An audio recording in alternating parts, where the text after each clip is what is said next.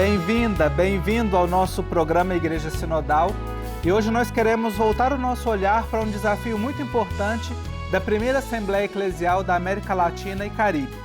É o desafio de número 12, que faz o seguinte apelo para a igreja em todo o nosso continente: acompanhar os povos originários e afrodescendentes na defesa da vida, da terra e das culturas. E para a gente conversar sobre este desafio, eu tenho a alegria de receber aqui no programa a indigenista e pedagoga Estélia Folha, que também é especialista em educação e direitos humanos, articuladora da Cáritas Brasileira no Regional Norte 3 da CNBB e tem uma longa trajetória de participação na SEBS, na Pastoral da Juventude e outros organismos. Estélia, muito bem-vinda ao nosso programa.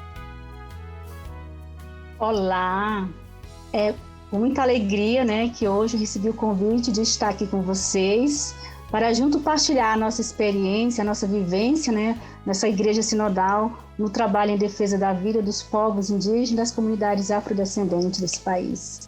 Muito obrigado. E também conectado conosco o jornalista Nuno Coelho, membro dos Agentes de Pastoral Negros do Brasil e secretário executivo adjunto da Comissão Brasileira de Justiça e Paz, um organismo da CNBB. Nuno, muito bem-vindo ao nosso programa. Muito obrigado. Agradeço o convite da TV Horizonte e a alegria de poder estar com vocês neste momento, na companhia da minha companheira Estélia. Muito bem, vamos aqui tratar de duas causas importantes e que a Igreja na América Latina e Caribenha destaca para nós, os povos originários e dos afrodescendentes. Estélia, queria começar ouvindo você, Quais são as principais ameaças que os povos originários em nosso país sofrem hoje, na defesa da vida, da terra e da cultura? Esse tripé que o desafio nos traz. Um dos primeiros desafios que a gente aponta aqui é a questão da agressão, da violação em relação à Constituição Federal, no artigo 231, que garante os povos indígenas, suas organizações, seus direitos tradicionais às terras ocupadas, Nesse sentido, a questão do marco temporal é uma grande ameaça, que pode vir se concretizar. Uma das outras ameaças junto aos povos indígenas é essa política desse governo neoliberal do Bolsonaro, que vem violentando e massacrando os povos indígenas, juntamente com seus apoiadores grileiros, mineradores. A questão do agronegócio, que invade as terras indígenas, o assassinato de lideranças indígenas de norte a sul do país, o garimpo ilegal, a questão da madeira, a retirada das madeiras, a questão da violação em relação aos recursos da natureza, Somente aqui na Amazônia, onde eu moro, a violação é gritante em relação ao território, A matança, a não valorização e a questão também de ausência de políticas públicas. Mas um agravante muito grande que a gente percebe é o desmonte do órgão indigenista, que deveria proteger os povos indígenas, seus territórios, hoje está violando, está matando, está agredindo. Outra ameaça que é fundamental nesse governo aí é a não demarcação dos territórios indígenas. Então, é muito triste. Outra violência é a questão da pandemia, que tem ceifado vidas de milhares de povos indígenas nesse país. Então, são muitas violências que os povos vêm sofrendo nesse país, desde o governo Temer até agora. Acreditamos que mais a resistência dos povos e a esperança na utopia é que nos faz caminhar. A Estélia traz aqui uma lista bastante forte, de ameaças que os nossos irmãos indígenas, os povos originários sofrem, mas nos deixa uma mensagem propositiva, da utopia, a esperança de que nós não podemos perder para seguir na luta com os nossos povos. E Nuno, pegando nessa outra luta que o desafio nos traz, dos povos afrodescendentes, o povo negro, o que o desafio nos traz? Esse tripé, a defesa da vida, da terra e das culturas. Existe algo que seja mais ameaçado, que esteja mais contundente na luta do povo negro? Eu creio que o próprio assumir-se negro num país racista como o Brasil é uma atitude individual, mas ela tem toda uma repercussão coletiva. E essa política que valoriza e reconhece a história já nos impulsiona para esta coragem de assumir-se negro. Uma luta que não é só minha individualmente, mas uma luta que historicamente está no país, está na América Latina, está na própria igreja essa luta, não é? Então, o enfrentar o preconceito e o racismo já é utopicamente um desafio e uma missão ao mesmo tempo, que nos coloca num sentimento de esperançar, de acreditar que vamos vencer os preconceitos, vamos enfrentar o racismo e toda a sua estrutura na sociedade, mas baseado neste sentimento de esperança, de conquistas, de construção coletiva. E este momento de sinodalidade que a Igreja nos convoca é justamente um dos itens para o enfrentamento ao preconceito, o enfrentamento às adversidades que são nos colocadas cotidianamente, mas, sobretudo, desconstruir esse mito de uma igreja ambientada e forjada nas lutas sociais, no Evangelho de Jesus Cristo, aonde talvez o racismo não existe. Isso é uma inverdade. O racismo existe também dentro da igreja, né? Não dentro das paredes da igreja, mas dentro da base, dentro da estrutura histórica religiosa, também existe o racismo, e para isso nós estamos aqui como igreja para enfrentar esse mito e desmistificar toda essa inverdade em favor do bem comum. É importante esse ponto que o Nuno nos traz, né? Pensar nesse diálogo e nessa proposta de caminhar juntos, todos e todas, né? Com os povos originários, com os negros, com as mulheres e homens, com todos. A Igreja Sinodal é isso, é o todos juntos. É importante esse alerta que ele nos faz. E pensando enquanto ação eclesial, Estélia, você que está aí numa realidade de luta e junto com os povos originários, né? O que a igreja tem feito, que ações, que iniciativas para se colocar ao lado das lutas dos povos originários, né?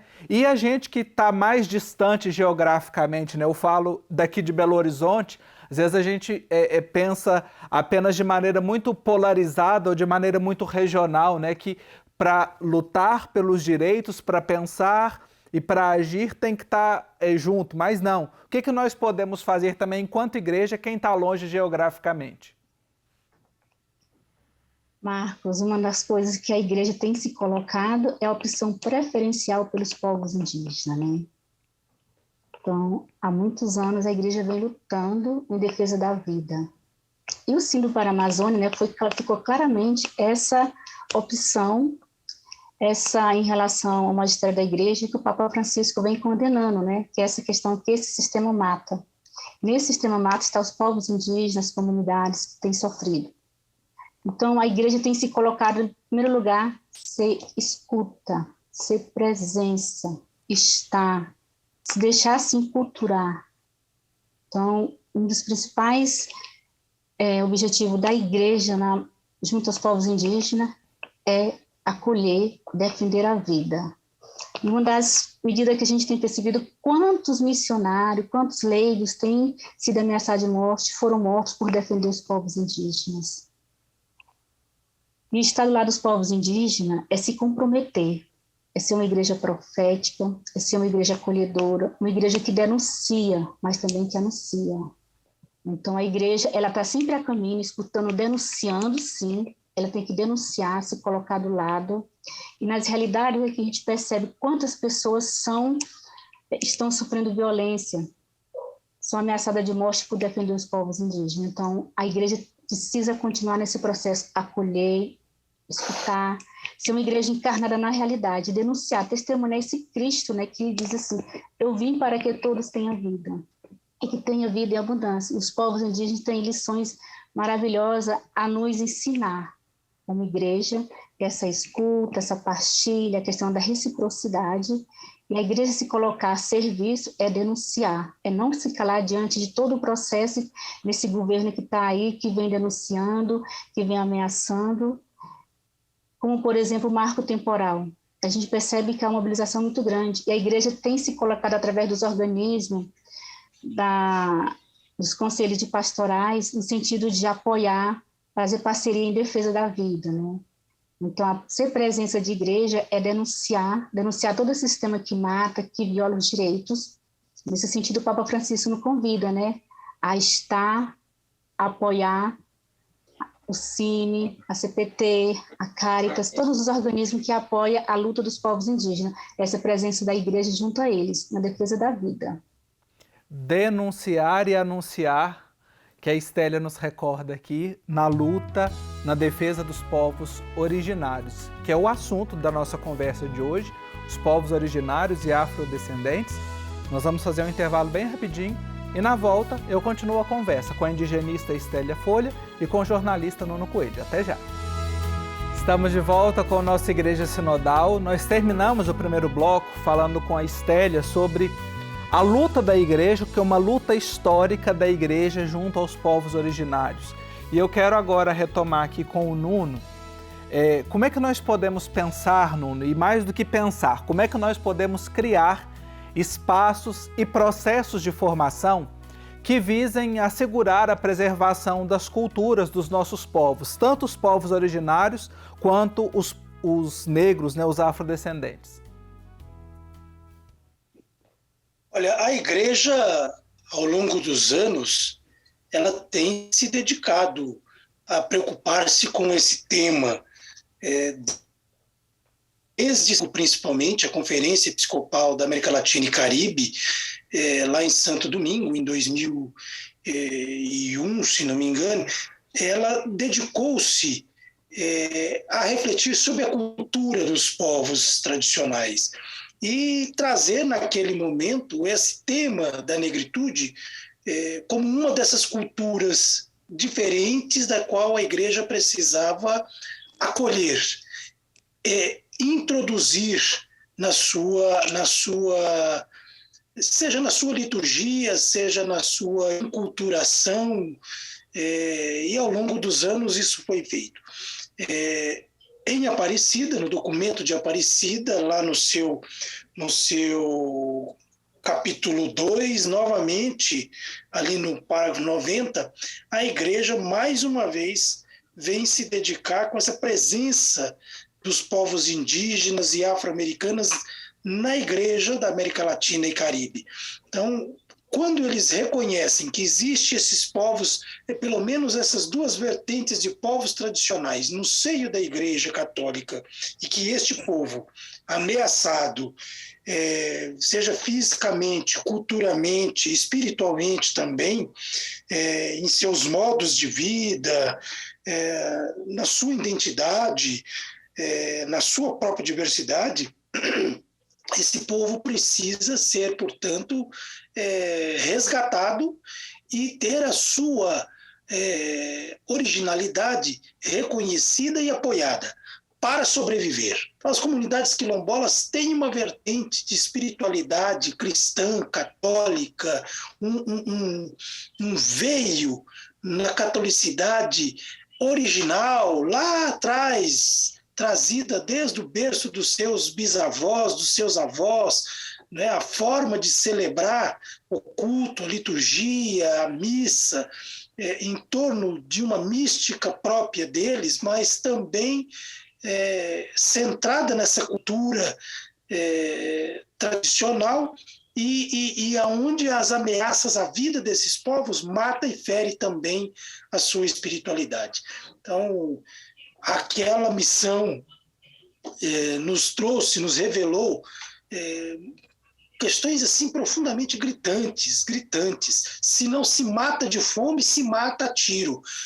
Entre 2020 e 2022, 14 lideranças no estado do Maranhão, assentadas nas comunidades quilombolas, foram assassinadas, né? Tem mais de 30 mil famílias pedindo socorro, clamando por justiça e, ao mesmo tempo, pedindo socorro para a preservação das suas vidas no território maranhense. E, por outros territórios no Brasil, isso não é diferente, sobretudo na região norte e nordeste, não é diferente. Mas essas vidas clamam por justiça pelo fato da sua cor, pelo fato da sua originalidade, pelo fato pura e simplesmente de serem povos originários. Então, a questão de raça no Brasil ainda é assentada no período escravocrata, né?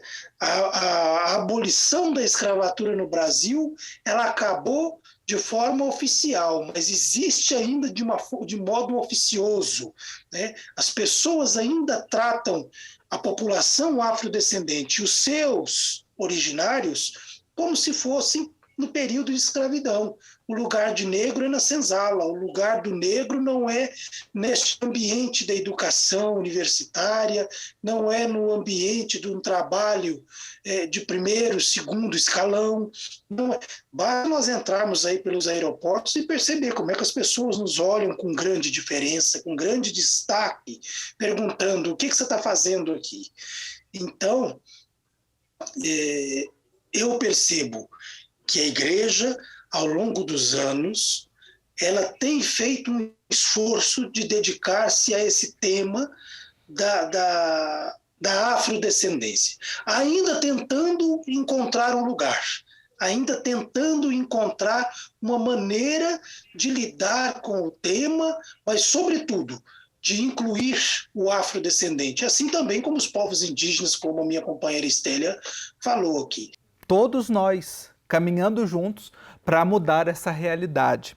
Estélia, uma das orientações, né, desse desafio que a gente está refletindo é a seguinte: reconhecer a tríplice discriminação que vivem as mulheres destes grupos, por ser mulher, pobre e indígena ou afrodescendente. O Nuno já trouxe aqui uma série, elencou aqui para nós. E enquanto igreja, o que nós podemos fazer, né? E você, enquanto mulher, enquanto pedagoga, enquanto mulher de luta, indigenista, o que nós podemos fazer? O que você nos ensina para que a gente possa superar essa discriminação? As mulheres, elas têm uma magia muito forte, tanto é que dentro da religião elas dominam o rito, essa questão da cultura, da pintura. Então aprendemos muito a resistência da mulher negra, da mulher indígena, a persistência, a luta. Quantas mulheres estão aí? Então a gente percebe nesse sentido, enquanto igreja, enquanto mulher, as mulheres precisam, ela já tem um local dela de luta, precisa, enquanto igreja, valorizar esse espaço da mulher. A mulher da comunidade, ela é que assume o papel da liturgia. A mulher na aldeia, ela é que assume o rito, ela é que domina a cultura. Então, enquanto igreja, a gente precisa avançar mais em relação ao papel da mulher, valorizando, respeitando e dando a ela o lugar de direito. Então, e a gente tem aprendido muito. O Sino da Amazônia tem nos ensinado bastante, e agora o Encontro de Santarém, que fez 50 anos, né, reforça exatamente essa questão da valorização da mulher.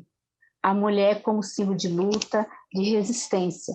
E reconhecer o papel da mulher é reconhecer a força de tantas mulheres desse país, da América Latina, que têm lutado, resistindo a tantos e tantos outros. Um exemplo concreto agora é a vice-presidente da Colômbia, né, uma mulher negra. Então é importante que a gente fortaleça isso, né? Quantas experiências belíssimas tem? Quantas mulheres nesse país, mulheres indígenas, negras, que têm resistido, que têm sido a voz, elas dão as vozes aos homens, elas têm a resistência. Então, enquanto igreja, a gente precisa avançar mais nesse sentido. Mas a gente percebe também que, enquanto igreja, as mulheres, ela que domina essa questão na comunidade, nas comunidades eclesiais de base, elas estão lá, elas que dominam a liturgia, o canto, a poesia. Então, nesse sentido, precisamos apoiar a luta, né? E a gente também precisa romper com esse racismo, com essa visão etnocêntrica em relação que temos à mulher, né? Porque é negra, porque é pobre, porque é indígena, mas valorizar. E enquanto pessoas de igrejas que estamos lá, qual que é o nosso papel? É lutar com elas, dar a mão, estar com elas na luta, na resistência, denunciando, né? E criando expectativa e também momentos para que elas possam também falar. Temos que dar voz a elas em todos os espaços. Então, a igreja, nesse sentido, tem avançado bastante, precisamos avançar mais ainda, e dizer que a mulher latino-americana tem um rosto indígena, tem um rosto negro, essa mulher que nos sustenta, que nos alimenta todos os dias, em casa, no trabalho, na igreja, e é isso que o Papa Francisco nos convida, nos convoca, né? A valorizar a mulher, dar à mulher o espaço de direito a ela, né? Então, nesse sentido, a gente fica muito feliz porque somos um país plurimulticultural, onde a força feminina ela é uma força que determina muitas lutas de frente, são as mulheres que estão na linha de frente das batalhas. Isso para a gente é muito bom, né? E como mulher, eu me sinto muito feliz, né, de estar aqui dizendo que ser mulher hoje, na atual sociedade, ser negra, ser indígena é desafio, onde estamos vivendo num país como esse, que é governado por machista, por homofóbico, por um governo que não valoriza a mulher, que não valoriza a mulher negra, a mulher indígena, a mulher camponesa. Mas precisamos romper com tudo isso. E mulheres de norte a sul desse país, da Pan-Amazônica, precisamos unir cada vez mais, dizer que juntas somos mais fortes. E ele nunca mais. Eu quero agradecer muitíssimo ao Nuno Coelho e à Estélia Folha pela participação no nosso programa de hoje. Estélia, muito obrigado, viu? Um abraço para você. Obrigada. Nuno, também um abraço forte e força nas lutas aí do dia a dia. Obrigado pela oportunidade, um forte abraço a todos da TV Horizonte. E na Evangelii Gaudium, número 180, o Papa Francisco afirma que a proposta é o reino de Deus. Trata-se de amar a Deus que reina no mundo. Na medida em que ele consegue reinar entre nós, a vida social será um espaço de fraternidade, de justiça, de paz e de dignidade para todos. E com essas palavras eu encerro o programa de hoje, deixando um abraço muito forte para você. Até a próxima semana.